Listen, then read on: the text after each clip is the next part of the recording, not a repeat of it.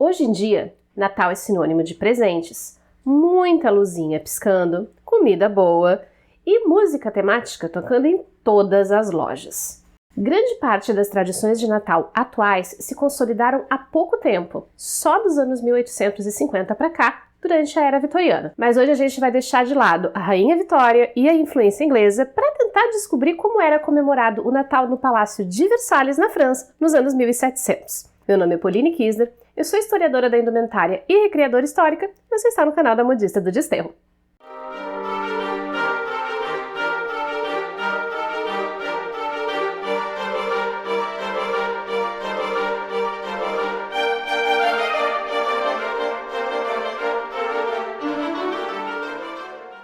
Ho, modisters! Tudo bem com vocês aí desse lado?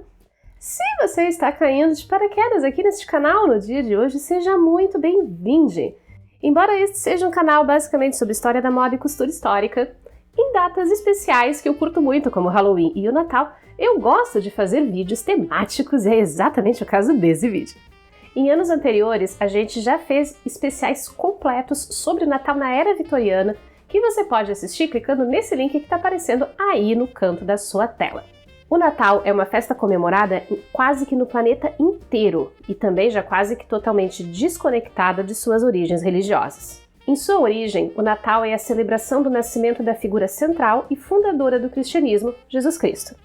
E eu não vou entrar nos debates sobre a data correta do Natal, se é a apropriação do Natalis Solis Invictus romano ou do Iule celta, simplesmente porque eu não tenho leituras aprofundadas o suficiente para falar sobre isso.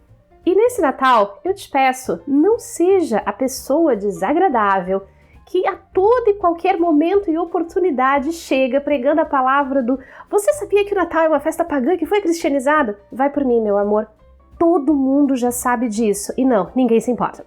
Porque o legal do Natal é que tem tantas tradições diferentes que você pode escolher fazer o seu Natal só com aquilo que te agrada. Mesmo que seja músicas de Natal com a Simone ou a Mariah Carey. Ou o sempre polêmico arroz com uva passa. E uma das coisas que eu considero mais legais é justamente como essas tradições foram mudando tanto ao longo do tempo, que se uma pessoa do Brasil de 1800 pudesse viajar no tempo e ver como nós celebramos o Natal no Brasil hoje, ela não reconheceria a festa. Basicamente porque muitas coisas que nós consideramos como tradicionais de Natal só começaram a aparecer por volta de 1850 e se popularizaram mesmo de 1880 para frente. E em alguns momentos o Natal foi uma festa com um caráter religioso muito forte, que envolvia cultos, meditação e reflexão individual, reunião da comunidade religiosa, como era um pouco mais comum na Europa medieval. Já em outros momentos ele foi um negócio muito louco. Uma série de celebrações que começavam no dia 6 de dezembro e só terminavam no dia 6 de janeiro, com a galera comendo, bebendo e basicamente cestando todo dia. Uma festa sem nenhum caráter familiar ou religioso, nem feita pensando nas crianças. Esse era o caso da Inglaterra entre os anos 1500 e 1800. E isso também tinha muitas variações regionais. O jeito como o Natal era celebrado em Portugal era muito diferente do que se via na França, na Alemanha ou na Rússia. E ainda temos uma questão de classe social, porque as tradições populares também eram diferentes das práticas culturais das classes mais altas, que geralmente estavam um pouco mais dentro da disciplina que as autoridades religiosas esperavam delas. Então nesse vídeo a gente vai falar de Natal no século XVIII, mas com um recorte muito específico. Como ele era celebrado no Palácio de Versalhes, a joia da monarquia francesa, no finalzinho dos anos 1600 e durante os anos 1700. Então já pega o seu panetone, tira as uvas cristalizadas, tira as uvas passas se você não gostar, sendo seu dedinho nesse botão de like e vem comigo pra gente dar uma fuçadinha como é que era o Natal de Luís XIV e dos nobres da época. O Palácio de Versalhes é um complexo de construções que começaram a ser feitas em 1664, quando o rei Luís XIV decidiu se afastar da cidade de Paris por questões sanitárias e também de segurança. Versalhes foi o grande projeto da vida de Luís XIV. Com seus cômodos luxuosos, decorados com o que havia de mais rico em termos de arte, Versalhes não era só um palácio de governo, ele era uma manifestação material do poder absolutista dos reis da França. E é por isso que Luís XIV passou a exigir que todos os nobres de maior importância do reino passassem ao menos uma parte do ano em Versalhes. Era mais fácil manter a nobreza sob controle se ela estivesse ao alcance dos olhos e dos ouvidos do rei. E para manter centenas de nobres ocupados e evitar que eles tivessem tempo disponível para conspirar abertamente contra o rei, a coroa instituiu uma série de regras de etiqueta, de divertimentos e de comportamentos na corte. Era uma sociedade onde tudo era um tipo de espetáculo, nada era espontâneo, tudo era calculado, tudo era pré-determinado. Era um grande teatro onde o rei, ao mesmo tempo, conduzia e protagonizava esse espetáculo. Desde o começo da Idade Média, existia uma proximidade muito grande entre a Igreja Católica e a coroa francesa. E quando Luís XIV centralizou totalmente o poder em suas mãos, essa proximidade, marcada pela troca de favores e de concessões, foi muito importante para fortalecer a figura da monarquia.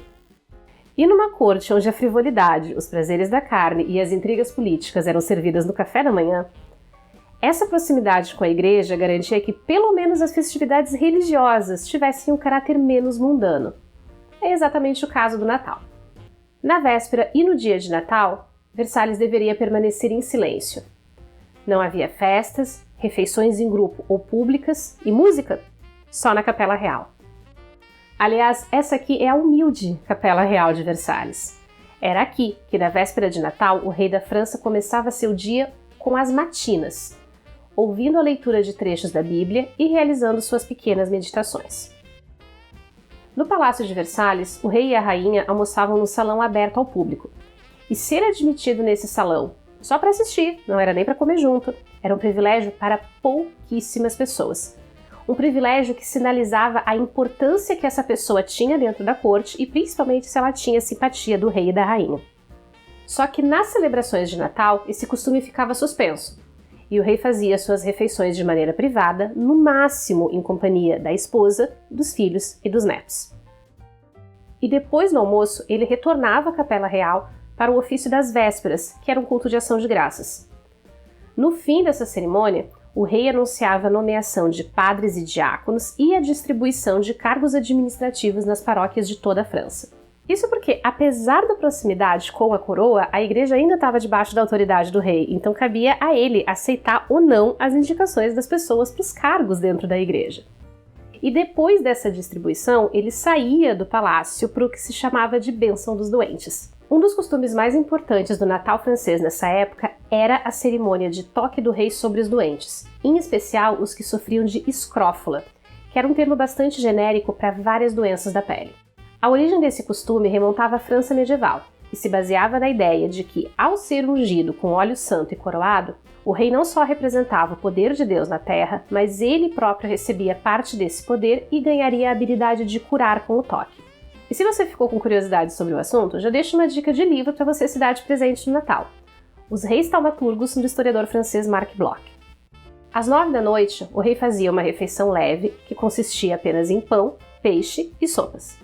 Às 10 da noite, ele voltava mais uma vez para a Capela Real para o culto mais importante do dia, a Missa de Natal, que aqui na América Latina é conhecida como Missa do Galo por conta de uma história que vem da tradição popular. A lenda de que, na madrugada do dia 24 para o dia 25 de dezembro, um galo teria cantado muito alto para anunciar o nascimento de Cristo, e que o canto desse galo teria sido ouvido por quilômetros e quilômetros de distância.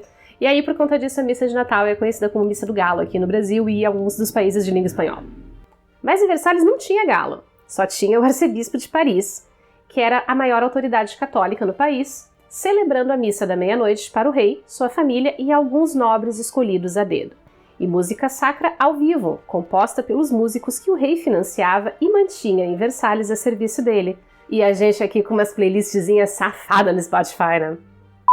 Depois da missa, a família real e alguns nobres mais próximos, enfim, se reuniam para a ceia de Natal, que era uma senhora de uma ceia, com galinhas e porcos assados e recheados, incluindo o peru e a galinha de Angola, animais nativos respectivamente aqui da América e da África e que eram uma iguaria finíssima na época. A sobremesa sempre tinha castanhas europeias caramelizadas. Luís XIV gostava muito delas e todos os seus descendentes mantiveram esse costume na ceia de Natal, com as castanhas sendo servidas acompanhadas do mais legítimo champanhe francês. No dia seguinte, tinha mais uma maratona de celebrações religiosas, com a diferença de que no dia 25, elas eram abertas para toda a corte. Nos 4 domingos anteriores ao Natal, havia o costume de pedir esmolas para os pobres. E todo ano, uma dama da nobreza era escolhida para esmolar pelo palácio em nome dos pobres do reino. Você consegue imaginar uma duquesa batendo de porta em porta para pedir um dinheirinho, por favor? Pois era exatamente isso que acontecia, só que nas portas dos apartamentos do Palácio de Versalhes. No Natal de 1741, já no reinado de Luís XV, a responsável pela coleta foi Madame de Chevreuse, dama de companhia da rainha, que arrecadou 45 luíses, que era 1,5 vezes o salário de um ano inteiro de um trabalhador comum da cozinha do Palácio de Versalhes. Eu sei que vocês vão me perguntar, nossa, tia Modíssima, mas não rolava nem assim um presentinho mesmo? Pelo menos no reinado de Luís XIV, isso não era muito comum. O dia 31 de dezembro e o 1º de janeiro eram cheios de celebrações religiosas, tanto quanto o Natal.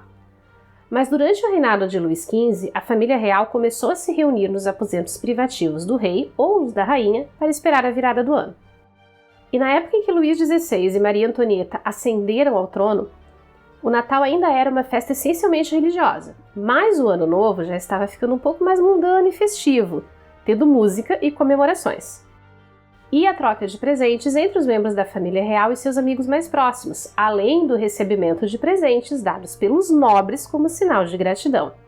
Os nobres também presenteavam seus criados mais fiéis nesse dia, geralmente com pequenas quantias em dinheiro ou repassando suas roupas usadas. Na família real, a preferência era por dar joias. Não aquela bijuzinha que você comprou na loja de R$10. Joia, de verdade. Ouro, diamante, prata, rubi, bem básico.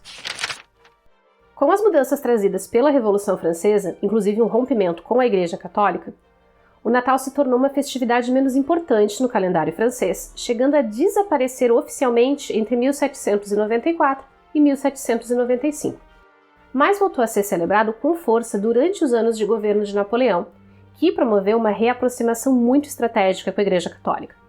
Inclusive, foi no século XIX que uma das sobremesas de Natal francesas mais famosas foi criada, o Bûche de Noël, ou Tronco de Natal, que era uma releitura do costume de se queimar galhos e pequenos troncos de pinheiro na lareira do mês de dezembro, para lembrar a todos que mesmo após o pior dos invernos, a luz e o calor eventualmente voltariam ao mundo. E qualquer que seja a sua orientação espiritual, ou mesmo que você se considere ateu, esse é o desejo da House of Modista para todos nesse Natal. Que os próximos dias sejam melhores e mais iluminados do que todos aqueles que você viveu até o momento. Se você assistiu até aqui, muito obrigada! Nós ainda vamos ter pelo menos mais um vídeo de Natal saindo já nos próximos dias, então eu te convido a se inscrever aqui no canal, deixar o seu like nesse vídeo, seu comentário, ativar as notificações e dar uma conferida nesses outros vídeos que eu separei para você com todo carinho.